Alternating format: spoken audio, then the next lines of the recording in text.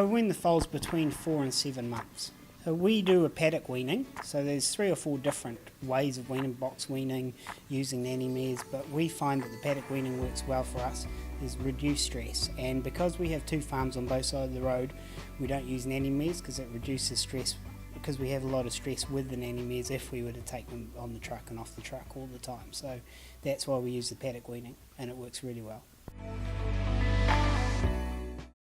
So we take the mares out of the paddock. So the weanlings stay in the paddock, and we lead the mares out of the paddock.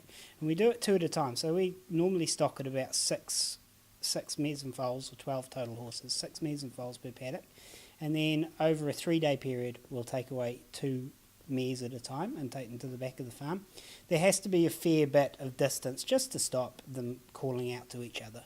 So that's the main thing. And then there's no problem. We find that there's no problem at all. We take the 2 mares away, the remaining 4 foals have still got their mums, and so they're not stressed out. So that causes no stress on the 2 foals that mums have been taken away. So it's really, really easy system and works really well.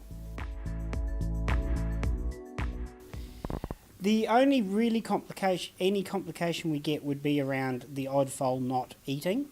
So we just have to make sure that we're diligent in that process, make sure all the staff are keeping an eye on the foals and making sure that they all eat. We try and overcome this by starting the foals eating a diet way before the actual weaning process. So about 6 to 8 weeks before, we'll introduce hard feed to the foals so that they start to get an appetite for it. We find that by feeding them 6 to 8 weeks before we start the weaning process, they've started to wean themselves off the milk, and they've obviously filling their tummies and they're happy. And mums have done the same thing. Because the foal's reducing its intake of milk, she's starting to dry off and she's ready for a break too. We use a smaller crumbled premix when we start the weaning process, and then we introduce a fibre pellet to the foal later on, and then the foal will stay on that after weaning.